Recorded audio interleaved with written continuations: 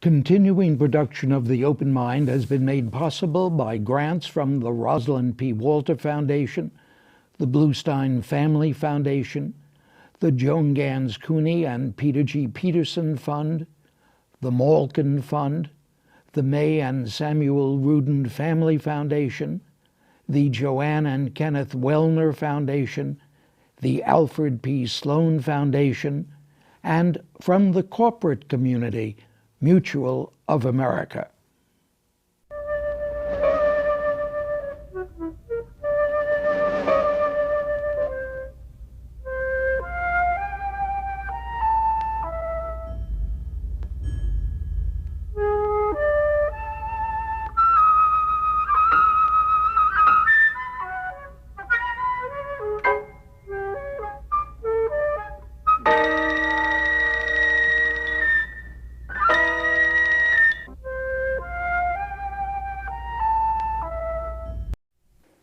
I'm Richard Heffner, your host on The Open Mind, and I'll repeat what I said last week in introducing my guest, that just a quarter century ago, the professional assignments of the guest journalist sitting at this table then elicited an introduction from me filled with admiration and more than a bit tinged with envy.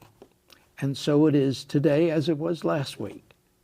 Then, of course, so long ago, it was the New York Times' Daniel Goleman, whose beat was the behavioral sciences, and who reported regularly on some of the most interesting psychological themes one could imagine, from the uses and misuses of memory, to individuals' changing patterns of personality, to the roles that aging and a growing sense of our own mortality play in diminishing our anxieties in middle age.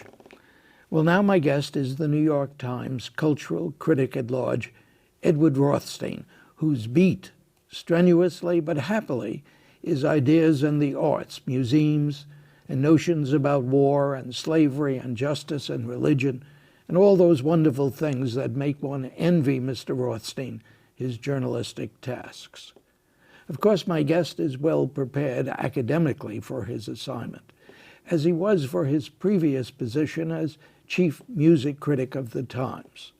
A graduate of Yale, he holds a doctorate from the famed Committee on Social Thought at the University of Chicago, has done graduate work in mathematics at Brandeis, and earned a master's degree in English literature from Columbia University. In short, ideas seem all to be grist for my guest's mill. And I'd like to pick up this time with some of the other pieces that you've written over the years that astound me so. And I think I should ask first, where do these assignments come from? Your own head? Sometimes there was a period where I was doing regularly a column every 2 weeks where I would be sort of taking a look at books or exhibitions or events and inventing the subject.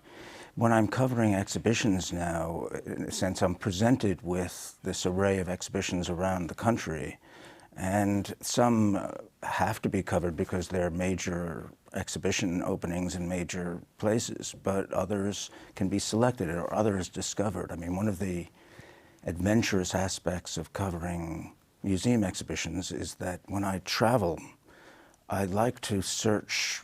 I have a rental car and I will drive 1 or 2 hours outside whatever city I'm in to see other things that might sound interesting if I've looked them up on the internet.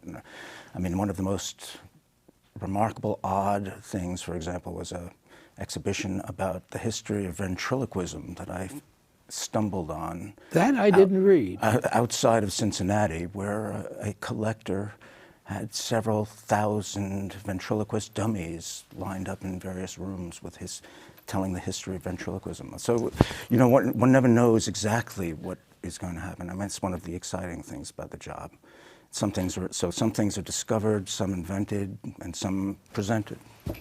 So the internet plays some sort of role here. Yes, I mean, actually, it's a fantastic resource also for getting background on a particular subject, because it doesn't replace the books and research, but one can get a sense of a range of opinions or how people have reacted to various things at various times. So I never go without checking things out on the internet in one way or another. You wrote a piece about the Martin Luther King Memorial in Washington. Were you considered hostile at that time? Were there some people who thought that it was a negative, too negative a review, if that's the word? You know, I think I didn't like this memorial at all. You made that clear. And this is an example of one of these pieces where I got a tremendous amount of mail, and almost all of it agreeing with me. And I was surprised by that, because the memorial, as I said in the review, has tremendous importance and significance. The fact that Martin Luther King was being honored in a memorial, and that this dissident preacher would be taking his sort of place among the greatest of the nation's sort of leaders, seems to me entirely right, and is something that is to be applauded. And I think that made the sort of inadequacies of this memorial the more sort of painful to actually have to look at. And I think there are certain things that have such historical importance, like this memorial, or similarly, like the plans for the African American Museum on the Mall opening in 2015, that there's this responsibility that goes along with it, because the subject is so important, and it's a chance to sort of set people's perspective for the next 50 years as they go and look and experience these things. I mean, the effect of the design of the mall was really a sort of post, as it now is, was almost a post-Civil War sort of creation. That is, you have the Lincoln Memorial on one end, and at the other end near the Capitol you have the Grant Memorial, which no one really pays that much attention to now, because Grant no longer has that sort of symbolic significance. But you go into the Lincoln Memorial, I don't know anybody who's not moved by it. Even though this is so, the statue of Lincoln is just so gargantuan and in a way verges on kitsch itself, you stand there and it's sort of slightly dark, but you are obviously in the presence of something that's bigger than you, and then deservedly bigger, because you have the complete text of the Gettysburg Address, or is it the second inaugural, on the two opposing walls with the statue in the center. And you can just read this text, stand there and, you sort of look up and read it, and just, it's as much the place, it's as much Lincoln's words as the place. And so that memorial becomes a sort of touchstone for our understanding of this nation and its best and greatest achievements. You felt that wasn't true of I felt that King. was not true of King, and it's a shame. But that's anyway. That was my take on it. I think people, when I was there since, I see there were many people going to the memorial, and I think many people, particularly one day I was there, and many African Americans are legitimately moved by the fact of the memorial. Whether or not they would be moved more if the memorial itself would be better, I can't say, but I can say I would be moved more if the memorial were different. Going from Dr. King, going back to what you had written about, now this was this year, 2011, Emancipating History. You had visited the old Slave Mart Museum in Charleston and had written so touchingly about the experience, which is not given to very many people. I mean, slavery, touching it seeing it, understanding it, is not given to many of us. And I was impressed when the piece appeared, and then the great historian, Annette Gordon-Reed, wrote a letter to the editor. Thereafter, Edward Rothstein, in his fascinating look at Charleston's new efforts to highlight slavery, writes correctly, most white Southerners didn't even own slaves, but slavery's presence was widely accepted. And she goes on to write, passive acquiescence, however, was not the only way non-slaveholders participated in slavery. The South was a slave society in the same way that we are a nation that promotes home ownership. One does not have to own a home to get the benefits and burdens of the housing market. Moreover, she concluded, individuals who cannot afford to own slaves rented them as needed. Finally, racially based slavery handed every white person in the South a measure of power over blacks, whether they owned slaves or not. So your piece was sort of twofold, what you wrote and what she wrote to the editor thereafter. I think that letter's absolutely correct. I mean, whatever I did say at the review was not meant to be exclusive of others. And I think what the case is that I don't think we yet fully recognize, in a way, the extent to which slavery has sort of shaped the United States, and this sort of primal sort of sin of the United States is something that still is a historical burden. When I was in the South for this piece, I also went around to various museums in Charleston area and to plantations in the area. And aside from the fact that slavery is only now becoming part of the sort of narrative that is told at plantation homes or in the histories, I mean, when I say part of the narrative, I mean a full recognition of slavery as that peculiar institution and what it meant.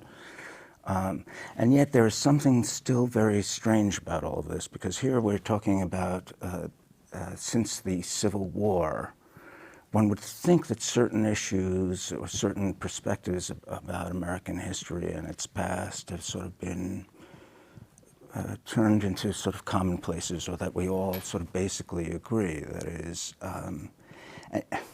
except that if there is a way in which, if you take a look at the Civil War through the eyes of the South and through the museums of the South, you have a sense of a parallel alternate universe in a way.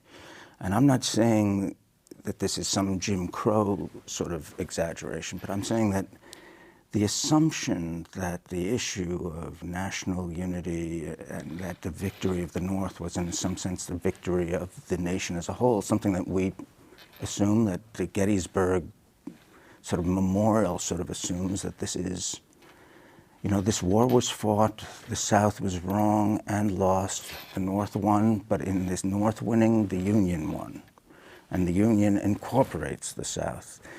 Well, to a great extent in museums in the South, this is not quite the way things still feel. That is, the South still portrays itself as having been invaded and still as the victim of this war.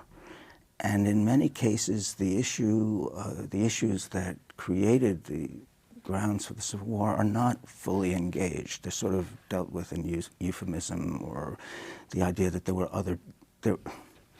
are other ways of seeing things. There's a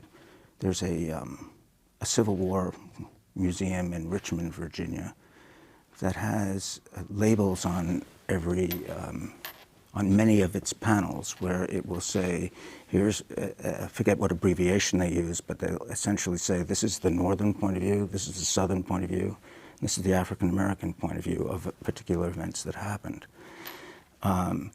What you can't do in that case is end up getting a unification, of a sense of, well, what was resolved? What did happen? What were the issues? If they aren't fully recognized, then is in some way this war still an open sore for the South? Is the issue of its relationship to slavery and the North's sort of association with slavery because of the importance of establishing the Union from the very start with the Constitutional Convention, is that something that we can fully understand? I'm puzzled.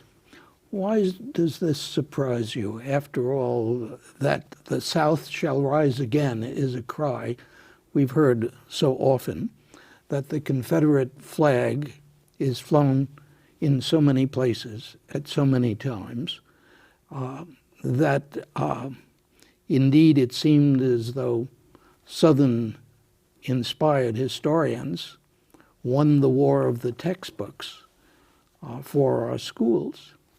I guess as an historian, I'm terribly much aware of that fact, and as you are, very much aware of how that issue remains in our lives. I think one reason why I expected something different is that in the museums, in the museums, and is that to a great extent in the last 50 years, things have transformed in an amazing way. There are all through the South these Civil War memorial. I mean, not Civil War memorial. The Civil Rights commemorations. There's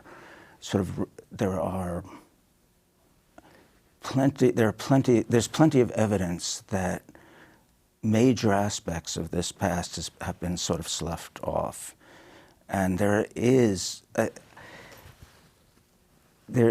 sort of there has been a political transformation, I think, in the South, that there are places in the South where it's so clear. You can go to some of the cities of the South now, and they're almost like immigrant cities because you have new waves of immigration coming from Asia and from Mexico and from and some Africa, from Europe. So that in some ways you had, particularly when the economy was in better shape, the idea that, say, some of these cities were becoming cosmopolitan, and that we in the North were in some ways sort of a little bit more constricted in our perspective. I mean, there is this counter wave, and that has been, I think, strong in Southern politics as well. So I guess this accounts for some of my sort of amazement that the Civil War is still an issue that is being fought. Well, fought and in so many books. Won again, but by the South rather than the North, which of course makes me turn to the piece you wrote in 2009, One Man's Crusade Against Slavery, seen from two angles. In Richmond, you wrote from Richmond, you wrote about John Brown's body lying, moldering in the grave. What is our fix, and what was your fix on this? Well, there were two simultaneous exhibitions about John Brown. One was at the New York Historical Society, and one was at the Virginia Historical Society. And the New York Historical Society exhibition was essentially championing John Brown as a sort of precursor to the Civil Rights Movement. The Virginia Historical Society exhibition raised all of these questions that whether or not, it sort of surveyed the extent to which John Brown's sort of encouragement of slave rebellion and his actions were, well, they caused controversy at the time. They divided the political public in the North as well, maybe less in the South, but certainly there were even the liberal politicians of the North were divided over his tactics and what it meant for the possibilities of abolitionism. But also raising these questions about, well, was John Brown essentially any different from a terrorist?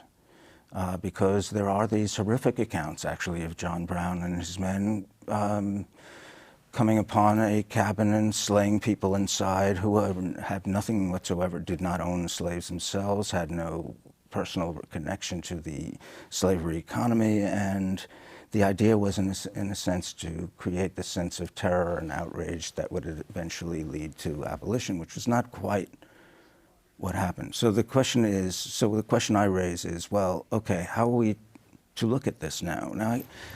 How are we to interpret it, John Brown? We think of slavery as so horrific that anything was justified in the attempt to undo it.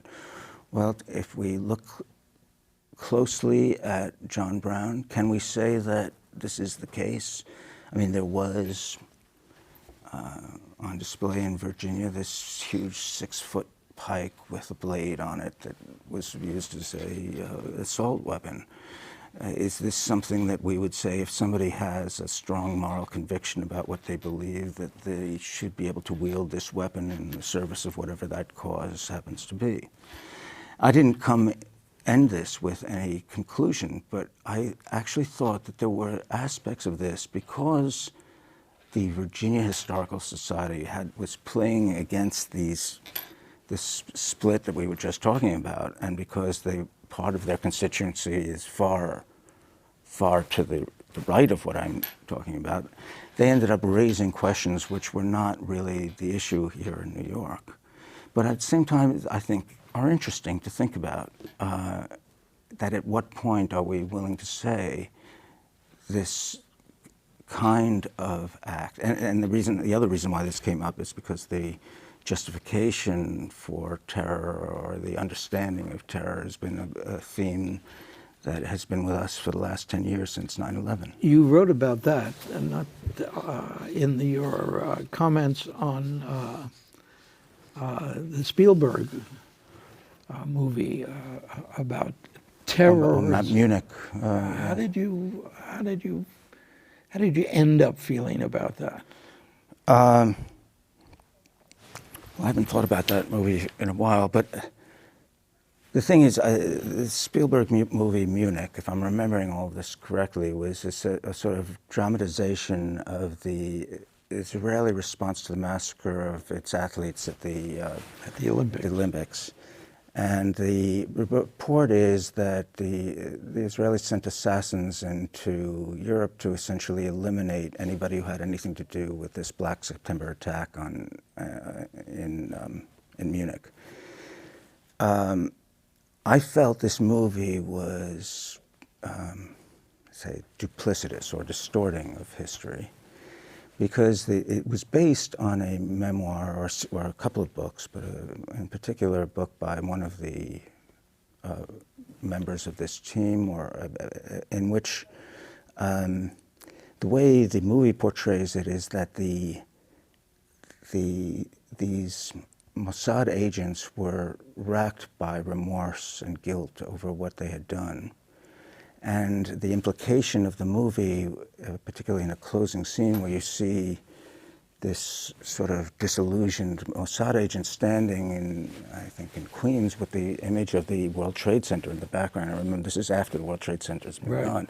The implication is that in some way what has happened is a sort of wave of sort of tit for tat, and that the amplification of terrorism was in some way connected with the decision to respond to the Munich terror attack in this way.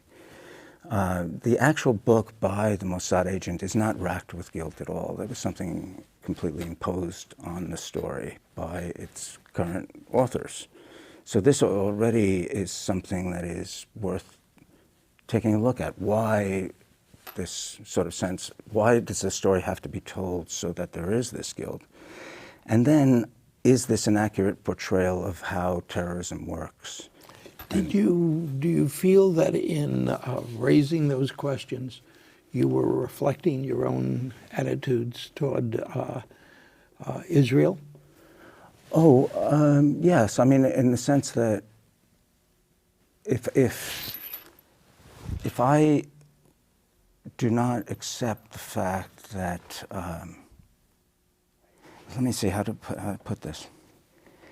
The only way the argument makes sense to say that there's this cycle of violence is if one accepts that there is a sort of symmetry of positions. And this is something that is kind of an argument that was made very much around 9/11 as well. That is, there was a sort of symmetry. That is, essentially it goes back to the line about one man's terrorist is another man's freedom fighter. If one accepts that and that perspective on the world, then there are all kinds of things consequences of one's understanding that fall into place. If one questions that, then there are other ways of looking at these things. One has to understand terrorism in a different way, and one responds to it in a different way.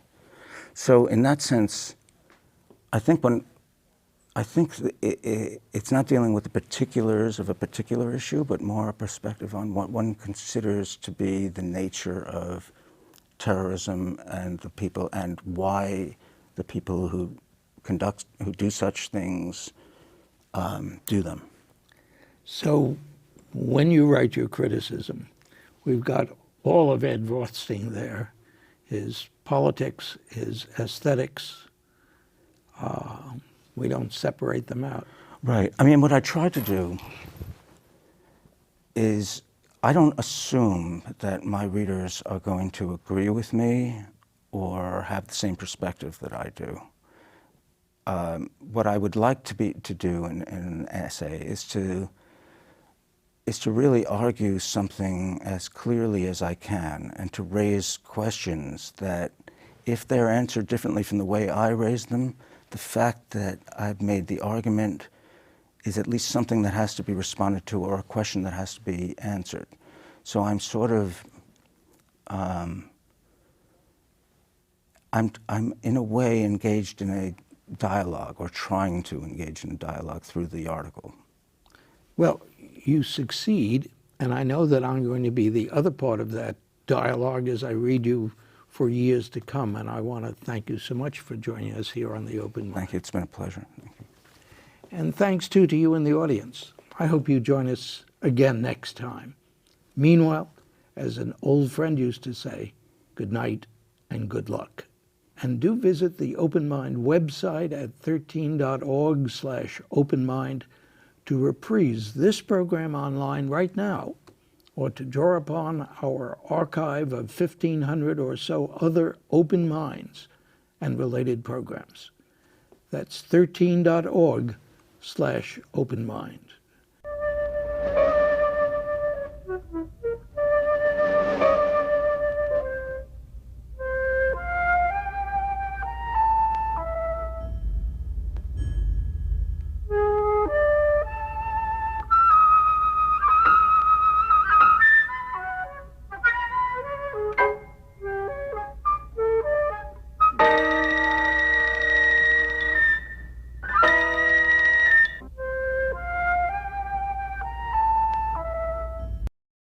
Continuing production of The Open Mind has been made possible by grants from the Rosalind P. Walter Foundation, the Bluestein Family Foundation, the Joan Gans Cuny and Peter G. Peterson Fund, the Malkin Fund, the May and Samuel Rudin Family Foundation, the Joanne and Kenneth Wellner Foundation, the Alfred P. Sloan Foundation, and from the corporate community, Mutual of America.